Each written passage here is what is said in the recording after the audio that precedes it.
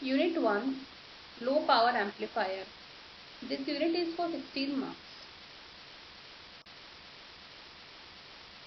So let us start with very basic, that is active components and passive components. So what are active components and passive components? Active components are the elements or devices which are capable of providing or delivers energy to the circuit. They are capable of providing the power gain.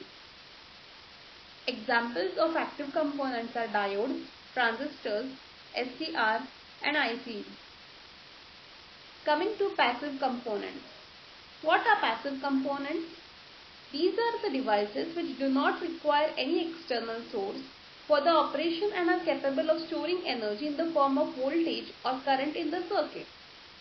They are not capable of providing power gain. Examples of passive components are resistor, capacitor and inductor. Now starting with the unit amplifier.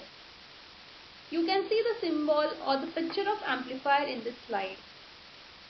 Amplifier is an electronic circuit which increases the strength of an input signal without any change in the shape. Is called amplifier. Amplification. Now what is amplification?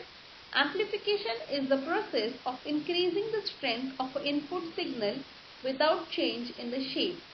This is called amplification. Characteristics of amplifier. There are three characteristics of amplifier. First, gain.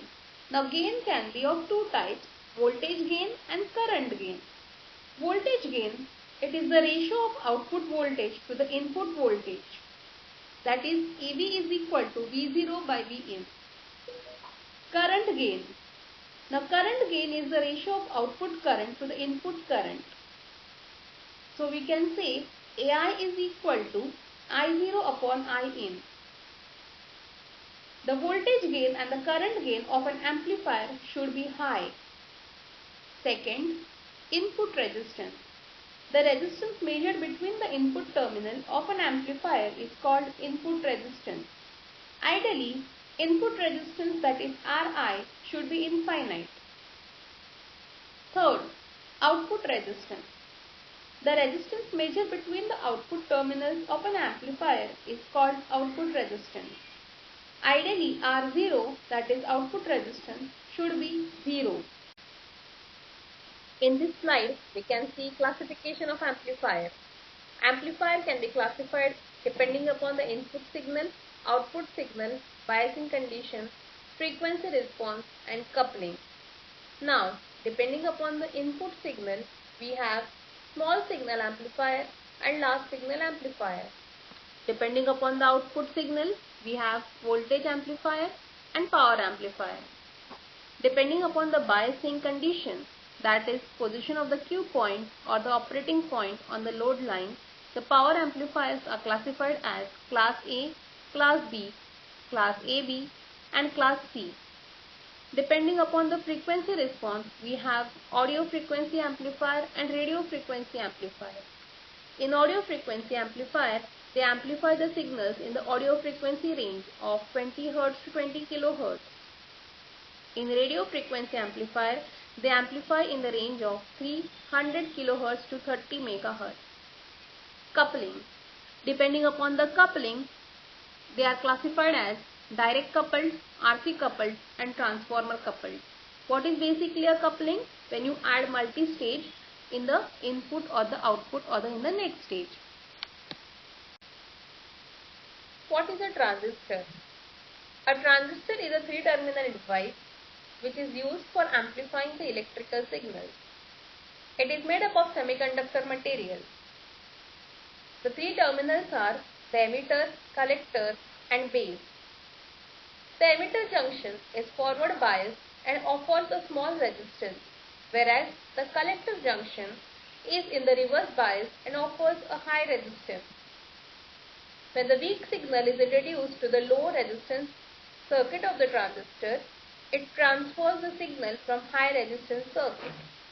We can see the symbol of the transistor. We have two types of transistors, PNP transistor and NPN transistor. We can see the symbol and also the actual picture of transistor in this slide. Now coming to a very important topic, that is BJT as an amplifier. Here we will be seeing how BJT is used as amplifier. The figure shows basic NPN transistor used in the CE configuration. CE is common emitter. Supply voltage VBB forward biases the base emitter junction. Supply voltage VCC reverse biases the collector base junction. This biases the transistor to operate in the active region. When no AC signal is present at the input, a DC collector current, that is ICQ, flows through the collector load RC. This collector current is zero signal of usage operating current. Now, let an AC signal is applied at the input. During the positive half cycle of the input signal, the forward bias across emitter base junction increases, which increases the collector current. This increased collector current, that is IC, increases the voltage drop across the resistance RC. During negative half cycle, the forward bias across base emitter junction decreases, which decreases the collector current as well as the voltage drop across the resistor RC. Since IC is equal to beta into IB and value of resistor RC is very large, a small AC signal at the input produces a large AC signal at the output. Thus, the transistor acts as an amplifier. In this slide, we can just have a gist of how the signal gets amplified. So today, important topics which we have covered are definition and characteristics of amplifier, classification of amplifier, and BJT as an amplifier. Thank you.